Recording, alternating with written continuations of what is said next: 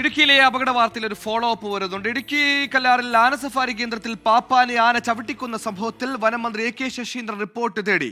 ഉടൻ റിപ്പോർട്ട് സമർപ്പിക്കാൻ Idukki social forestry ACF നിർദ്ദേശം നൽകിയിട്ടുണ്ട്. ദീപക് ധർമ്മടം കോഴിക്കോടും ചേർന്നു. ഡി ഈ നേരത്തെ രാഹുൽ വിജയൻ റിപ്പോർട്ട് ചെയ്യുമ്പോൾ തന്നെ പറഞ്ഞിരുന്നു ഇത്തരത്തിൽ നിരവധി കേന്ദ്രങ്ങൾ ഇപ്പോഴും ലൈസൻസ് ഇല്ലാതെ പ്രവർത്തിക്കുന്നുണ്ട്. ഇതിലടക്കമുള്ള കാര്യങ്ങളിലേക്ക് അന്വേഷണം പോകുമോ? വിവരങ്ങൾ അതുതന്നെയാണ് സുഹൈൽ. യഥാർത്ഥത്തിൽ ഇത് അനധികൃതമായി പ്രവർത്തിക്കുന്ന ഒരു ആന സഫാരി കേന്ദ്രമാണ്. ഇതിൻ്റെ ആദ്യ ലൈസൻസി ഉടമ വിദേശത്തേക്ക് പോകുന്നു, പിന്നീട് മറ്റൊരാൾ എടുത്തു നടത്തുന്നു. അനധികൃതമായുള്ള ഈ പ്രവർത്തനത്തിൽ 2 പ്രാവശ്യം വനം വകുപ്പ് നോട്ടീസ് നൽകിയിരുന്നു. പക്ഷേ എന്നാൽ അത് നിർത്തലാക്കാൻ വേണ്ട നടപടിയിലേക്ക് വനം വകുപ്പ് കടന്നില്ല എന്നുള്ളതാണ് പ്രാഥമികമായ വിവരം. അതുകൊണ്ട് തന്നെ ഈ മരണത്തിൻ്റെ പശ്ചാത്തലത്തിൽ അടിയന്തര പരിശോധനാ റിപ്പോർട്ട് ആണിപ്പോൾ വനമന്ത്രി എ.കെ. ശശീന്ദ്രൻ ആവശ്യപ്പെട്ടിരിക്കുന്നത്.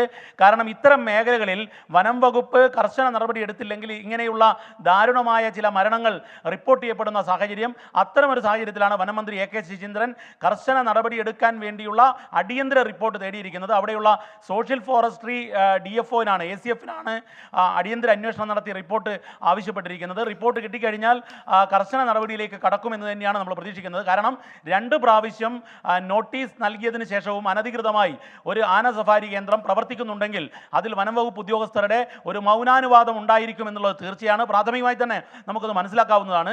ഏതായാലും അത്തരം ഒരു നടപടിയിലേക്ക് പോകാത്തത് കൊണ്ടാണ് ഇത്തരത്തിൽ ആനപ്പാപ്പാനെ ചവിട്ടിക്കൊല്ലുന്ന സാഹചര്യം ഉണ്ടായത് എന്നുള്ളത് നമുക്ക് വിലയിരുത്താം. ഏതായാലും മന്ത്രി ഇടപെട്ടിരിക്കുന്നു, അടിയന്തര റിപ്പോർട്ട് തേടിയിരിക്കുന്നു.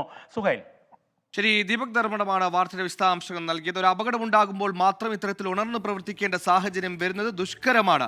ഇത്തരത്തിൽ 9-ലേറെ കേന്ദ്രങ്ങൾ പ്രവർത്തിക്കുന്നുണ്ടെന്ന് പ്രാദേശിക തലത്തിൽ ഒരു അപകടമുണ്ടായ ഉടൻ വിവരം ലഭിച്ചെങ്കിൽ ഇതൊക്കെ വനം വകുപ്പ് നേരത്തെ അറിഞ്ഞതായിരിക്കും.